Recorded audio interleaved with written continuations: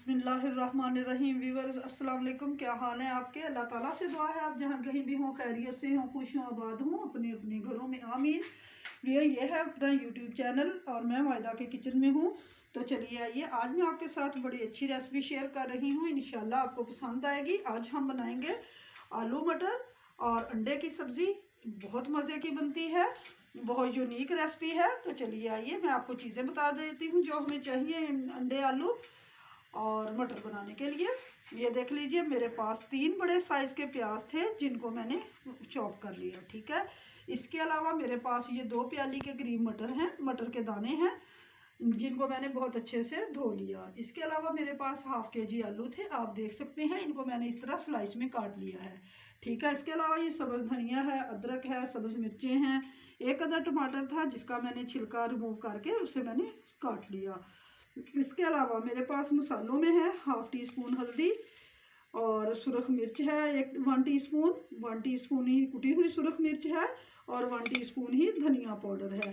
नमक according to test जाएगा।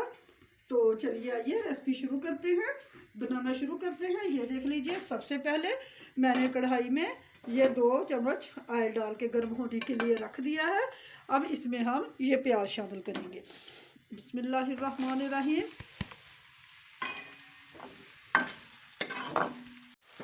Viewers आप देख सकते हैं, प्याज को फ्राई करते हुए हमें 2 मिनट हो चुके हैं। हमने इनको ब्राउन नहीं करना, सिर्फ हमने इनको सॉफ्ट करना है। अब इस पॉइंट पे हम इनमें ये मटर के दाने डाल देंगे। ये हम इसलिए करेंगे क्योंकि आजकल मटर पके हुए आ रहे हैं, तो थोड़ी देर हमने पहले प्याज के साथ ही फ्राई कर देंगे ताकि हमारे मटर बहुत अच्छे से गल जाएं। तो आलू हम बाद में शामिल करेंगे और इसे मज़ीद हम 3 से 4 मिनट फ्राई करते हैं। ये देखिए, मटर हमारे बहुत अच्छे से सॉफ्ट हो चुके हैं। बाकी जो थोड़ी बहुत कमी है ये इनकी आलूओं के साथ ही पूरी हो जाएगी जब हम आलू डाल के फ्राई करेंगे। तो चलिए अब हम इसमें आलू शामिल करते हैं।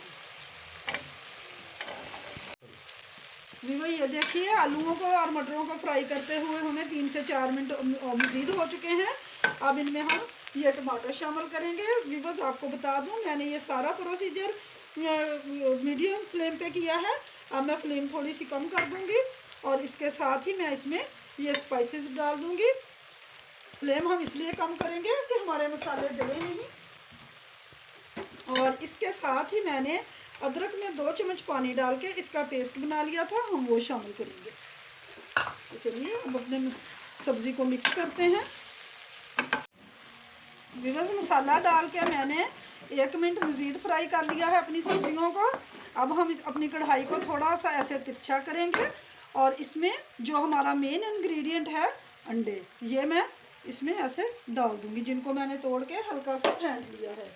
और इसके साथ ही इसमें मैं ये गरम मसाला शामिल कर दूंगी जो कि 1 टीस्पून है।